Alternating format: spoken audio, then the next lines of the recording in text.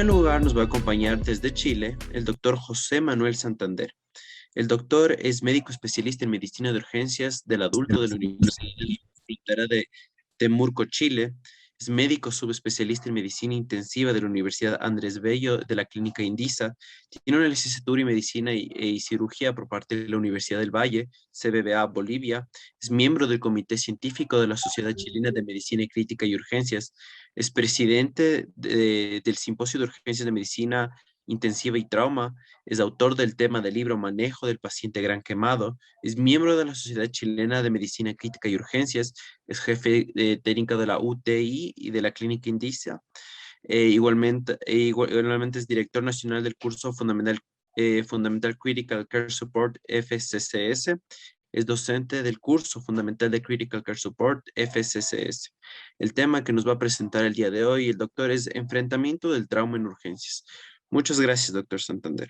Estimados amigos, muy buenos días. Mi nombre es José Manuel Santander Calleja, soy médico emergenciólogo y subespecialista en medicina intensiva. Para mí es realmente un honor el poder estar participando con ustedes eh, en este gran Congreso Internacional, segundo gran Congreso Internacional de Medicina de Emergencias, Ecuador 2021. Agradezco mucho la invitación y me encantaría compartir con ustedes en esta oportunidad eh, un tema que realmente es muy apasionante y que tiene que ver netamente con el tema de lo que es la reanimación en trauma. Permítanme compartir la pantalla. Declaro no tener ningún conflicto de interés. Haciendo un poquito de mención en relación a lo que es la historia de la reanimación en trauma, sabemos que durante la Primera Guerra Mundial, entre el 1914 y 1918, se fueron añadiendo y perfeccionando en el tiempo, ¿no es cierto?, la atención de los soldados, que generalmente duraban entre 12 y 18 horas y que tenía que ver principalmente con el tema que era la transfusión de derivados de sangre, ¿no es cierto? Y el diagnóstico del trauma utilizando los rayos X. Ya durante la Segunda Guerra Mundial, ¿no es cierto?, se logró disminuir este tiempo entre que se producían las lesiones y se lograba la atención definitiva, que fue entre las 6 y las 12 horas, principalmente ganando ventaja comparándolo en relación con la Primera Guerra Mundial. Ya con esto disminuye considerablemente el tema de que tenía que ver con las bajas de los soldados. Y otro aspecto que fue muy, muy importante y que fue aportado durante esta época fue el uso de las sulfas y la penicilina como antibióticos. Y ya en la guerra de Vietnam, eh, a mediados del 60, del 70, las tropas norteamericanas desarrollaron estas medidas iniciales que tenían que ver con lo que es la terapia intensiva y lograron reducir considerablemente el tiempo de evacuación a una hora desde el sitio, ¿no es cierto?, donde se encontraban los heridos, usando principalmente lo que tiene que ver con los helicópteros.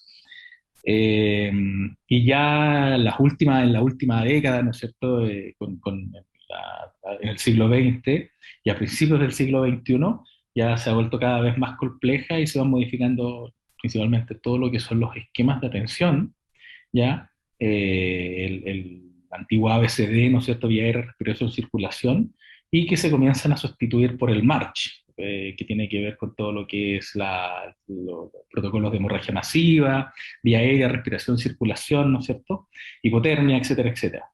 Y esto se logró, como digo, bien a principios, ¿no es cierto?, del siglo XXI.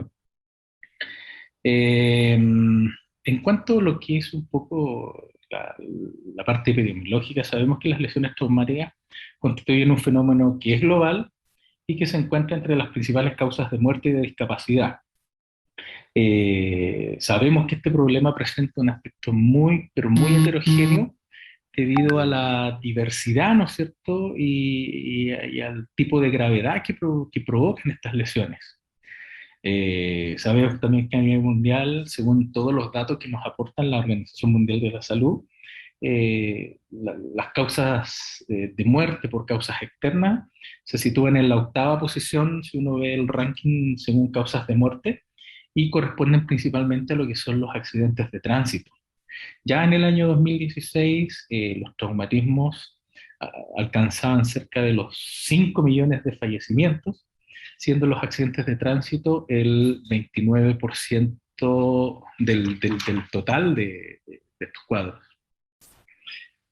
Como podemos observar aquí en la lámina, esta distribución trimodal del trauma, sabemos que las muertes por trauma tienen una distribución que es trimodal, que tiene que ver con el primer pico de muerte que ocurre aproximadamente en el 50% de los casos y se encuentra a minutos de haberse producido la lesión.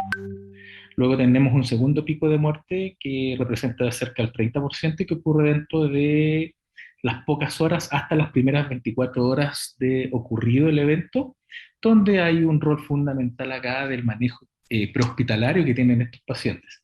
Y ya el tercer pico de muerte que ocurre dentro de las primeras 4 semanas, que representan cerca del 15%, y representa aquellos pacientes que mueren principalmente por las complicaciones que provocó la lesión o las complicaciones que se presentan con el tratamiento. Ahora, si lo vemos desde la perspectiva de lo que es la salud pública, sabemos que el primer pico de muerte solo se puede abordar mediante prevención. Todo lo que sea medidas de prevención nos van a ayudar a prevenir, ¿no es cierto?, todo este tipo de problemas. Se torna difícil, ya que parte de esta estrategia significa tener que estar lidiando con el comportamiento del ser humano, etc. Ahora, el segundo pico de muerte se aborda mejor teniendo un sistema de trauma, y el tercer pico de muerte tiene que ver precisamente con los cuidados críticos y con la investigación, ¿no es cierto?, que nosotros vamos haciendo en la medida de lo posible.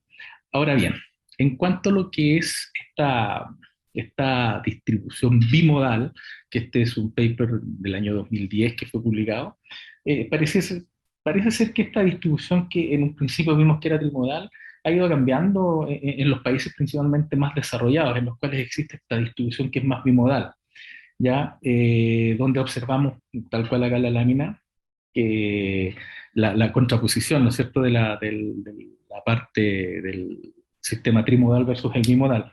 Observamos que las intervenciones para disminuir las muertes en esta fase inmediata debiese existir siempre lo que conversábamos en la prevención de las lesiones. Y en la fase temprana, principalmente, lograr el acceso a centros de trauma, que es lo principal.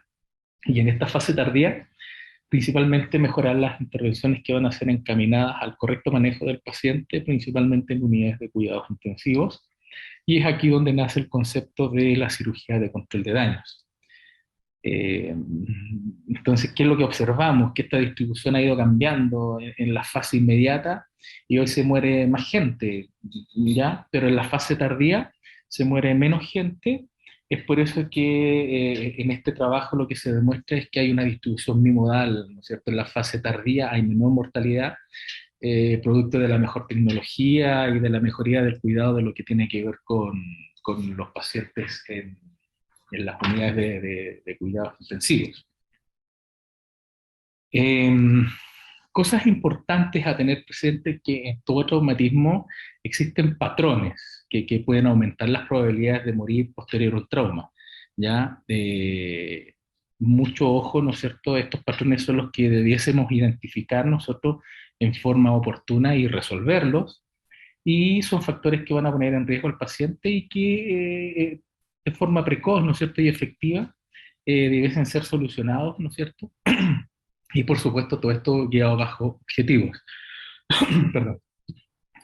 En esta lámina, más que nada lo que uno trata de mostrar, siempre la vía aérea es un tema importante en todo paciente, ¿no es cierto?, politraumatizado, ¿ya? Así que no debemos olvidar que podemos tener dificultad en realizar la laringoscopía por la posición del collar cervical, por el tipo de lesiones, ¿no es cierto?, la contextura física del paciente, y no olvidar también que tenemos algunas lesiones que también dificultan la movilidad, ¿no es cierto?, de estos pacientes.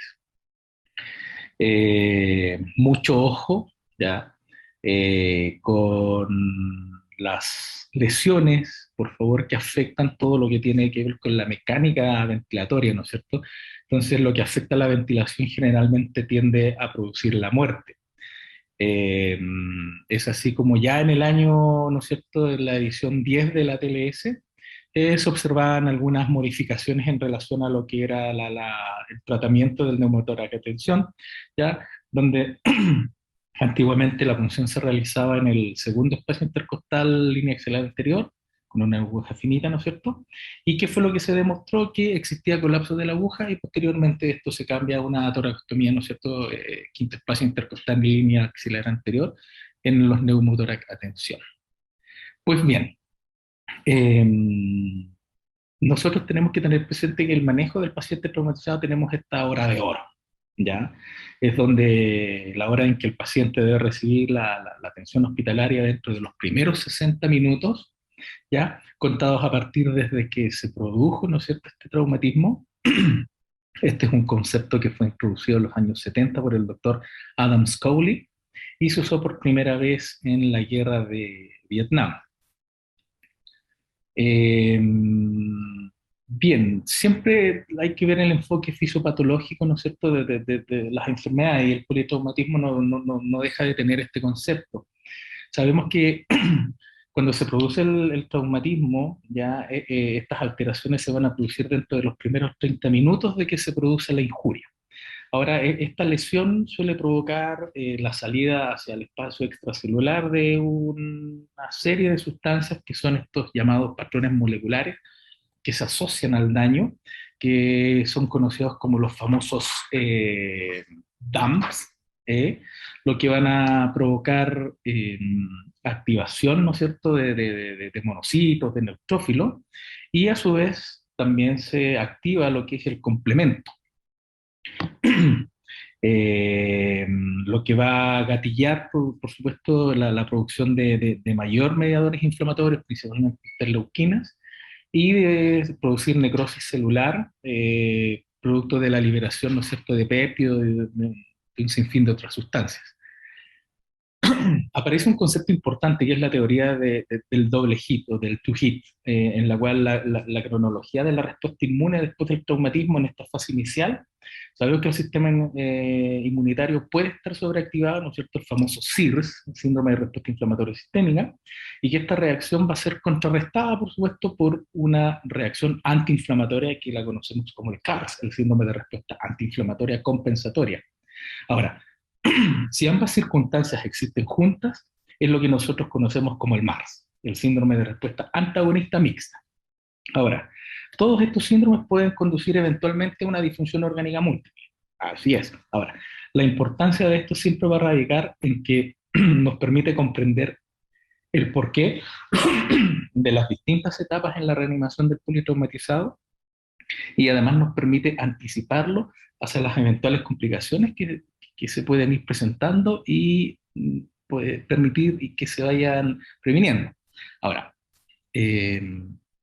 no debemos olvidar, por supuesto, el traumatín, ¿ya? Traumatín, que es un concepto de equipo de trauma, ¿ya? Donde participa un equipo multidisciplinario, ¿ya? Y, por supuesto, todo lo que tiene que ver con las precauciones universales de este paciente cuando ingresa al reanimador, y actualmente con el tema de la pandemia que está muy en boga, y esto es más que para protección del paciente, para nuestra propia protección.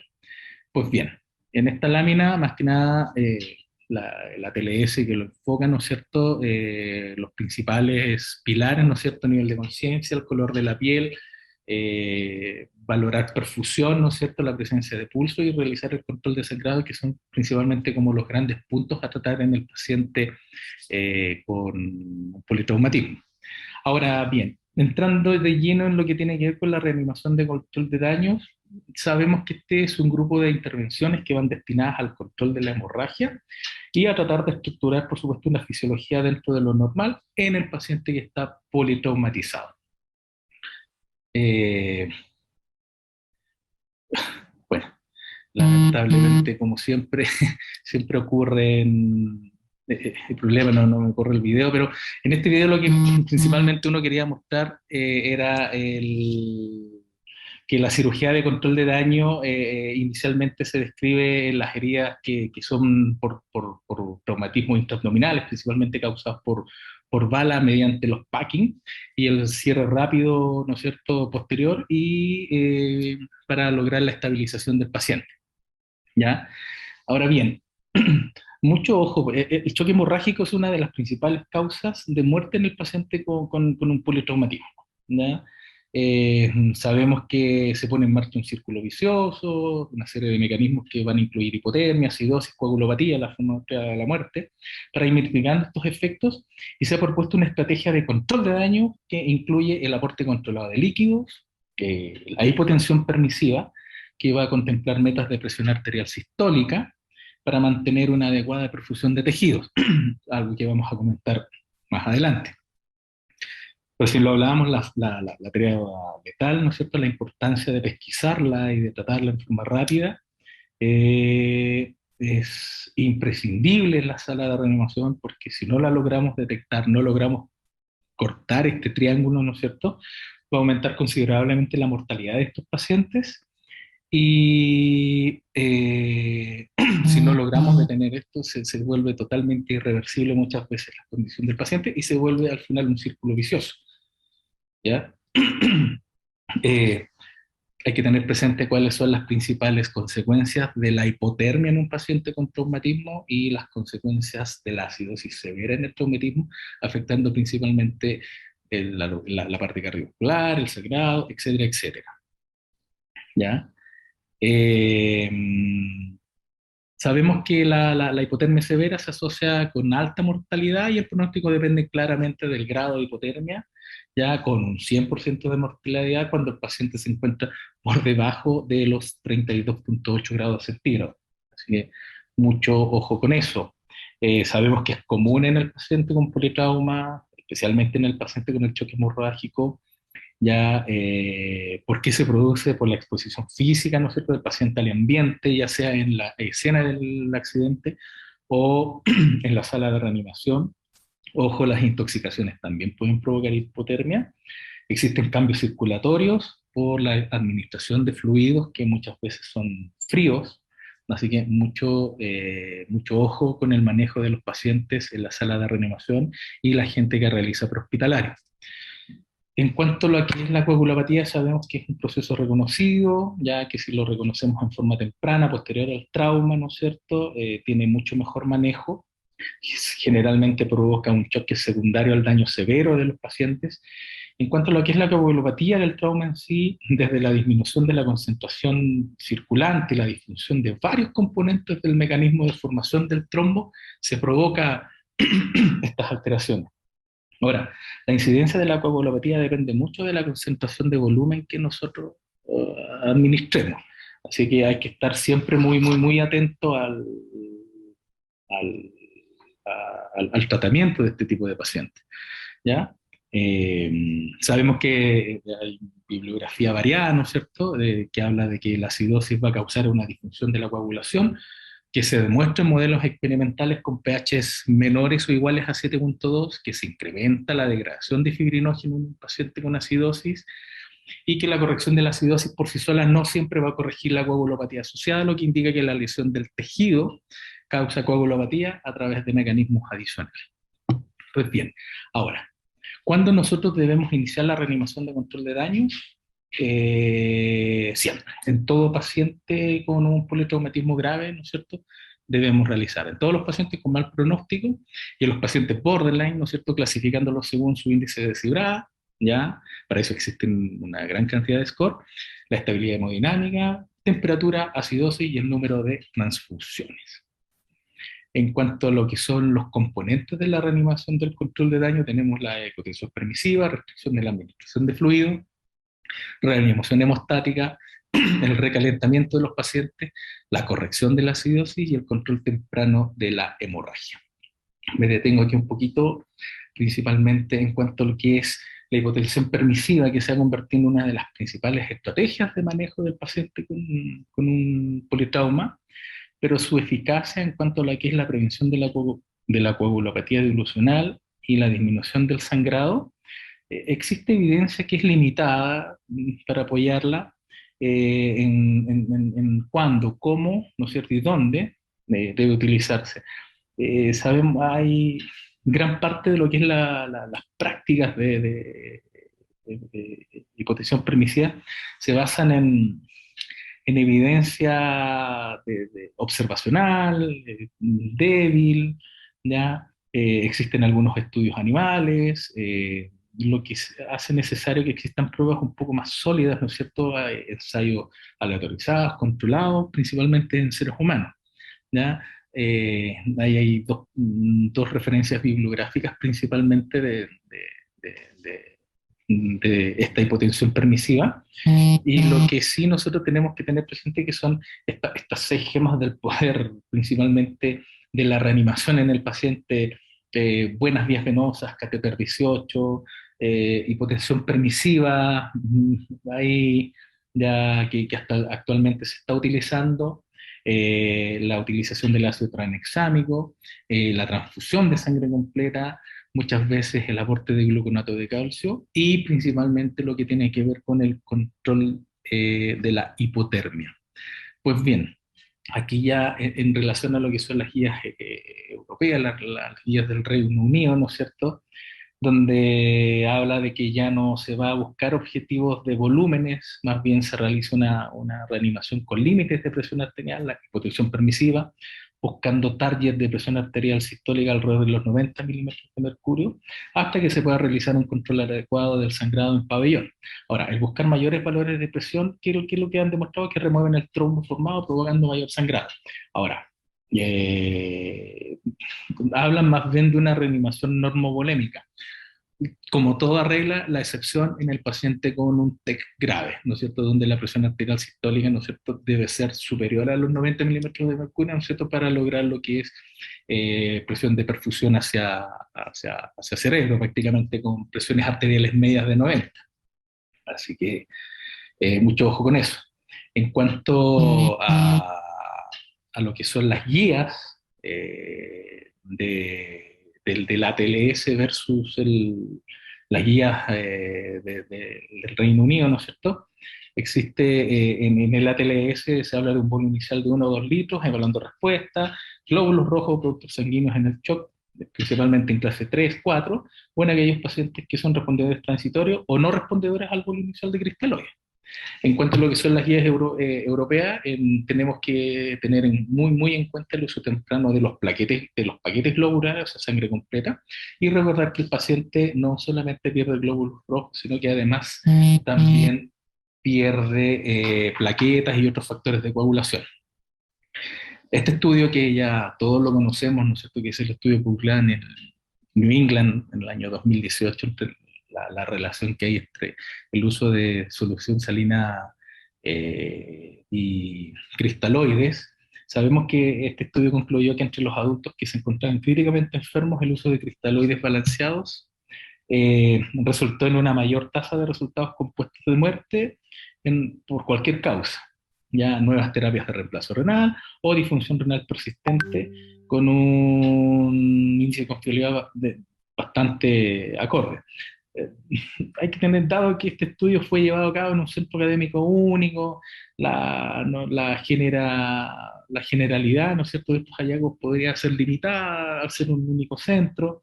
Recordar que los médicos que trataron a estos pacientes no tuvieron un sesgo, lo que produce, valga la redundancia, un sesgo que es más bien inconsciente en los médicos.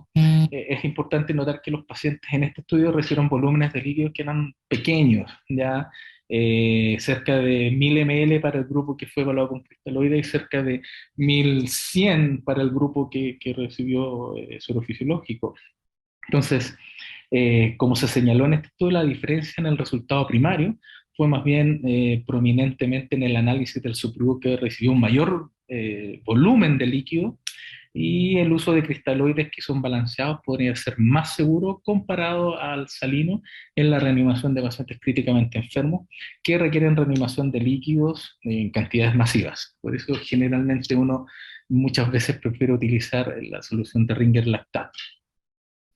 En cuanto a lo que es la resucitación hemostática y los protocolos de transfusión masiva, sabemos que cuando son más de 10 unidades de glóbulos rojos en las primeras 24 horas, que a menor tiempo que se usen los hemoderivados puede reducir el número de transfusiones totales, existe publicaciones, el concepto de transfusión pasiva fue descrito en las publicaciones como un signo de muy mal pronóstico, y actualmente se precona lo que es la reanimación hemostática 1:1 y ESA1.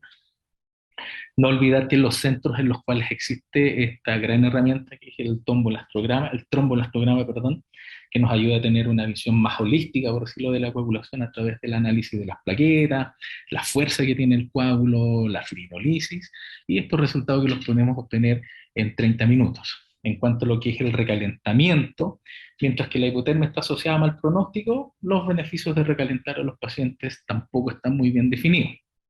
¿Ya? Recalentar a los pacientes de forma temprana, existe literatura, tiene que ser, existen formas de recalentamiento pasivo, externo, recalentamiento externo activo o recalentamiento activo en central interno. Mucho ojo entonces con, tenemos que cerrar, ¿no es cierto?, la manguera, la llave, por decirlo así, de los pacientes que están sangrando. Ojo con este estudio, ¿ya?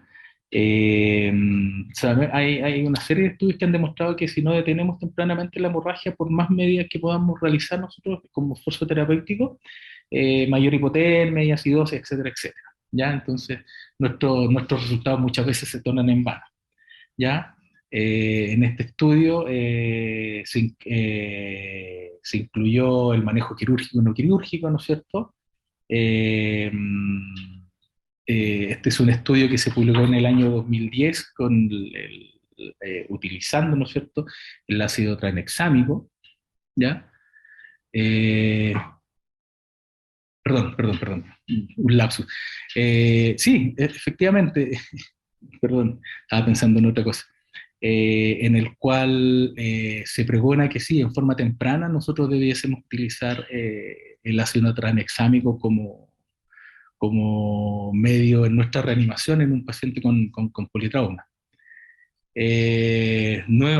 Las comparaciones entre el ATLS y las guías europeas, ¿no es cierto?, en relación a el ATLS no menciona el uso de ácido tranexámico, y las guías europeas hablan de la administración de 1 gramo, ¿no es cierto?, de ácido tranexámico, y posteriormente 1 gramo después de las 8 horas, ¿ya?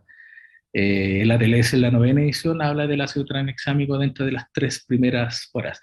Acá existe la diferencia entre lo que era la 9ª y la 10ª edición del ATLS, que ya en la 10ª edición, que si mal no recuerdo es la última, se está utilizando ya como parte del protocolo de atención del paciente con politrauma. Y algo que sabemos desde el punto de vista de la especialidad que llegó para quedarse, que en el manejo inicial de todo paciente con un politrauma, sabemos que es un gran desafío desde el punto de vista de la práctica clínica para los especialistas en medicina de urgencia, especialistas en medicina intensiva. Se requiere de la toma de decisiones en forma muy, muy rápida y generalmente basadas en criterios clínicos.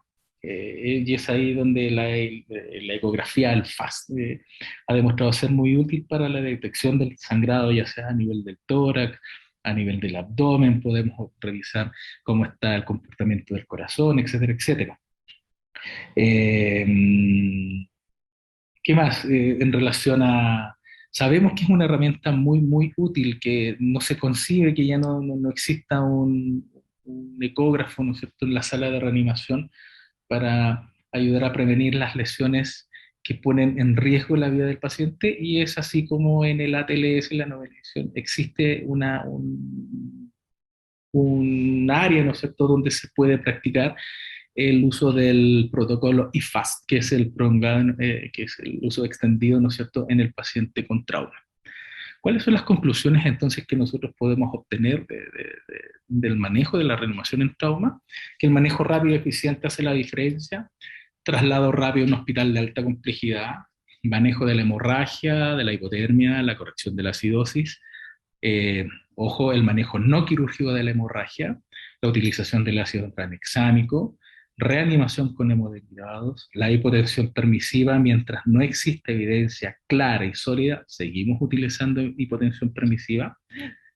Mucho ojo con la con el tema de la restricción de los fluidos por vía intravenosa, el tromboelastograma, una gran herramienta para valorar, ¿no es cierto?, qué es lo que necesita este paciente en relación sangre, plasma fresco, factor de coagulación, etcétera, etcétera. Ojo, siempre el manejo quirúrgico. Uno tiene que cerrar la llave para prevenir, ¿no es cierto?, que siga sangrando. Y en el postquirúrgico, basarlos en reanimación guiadas por metas. Muchas gracias por la invitación y espero haber contribuido con, con el objetivo de la charla. Muchas gracias.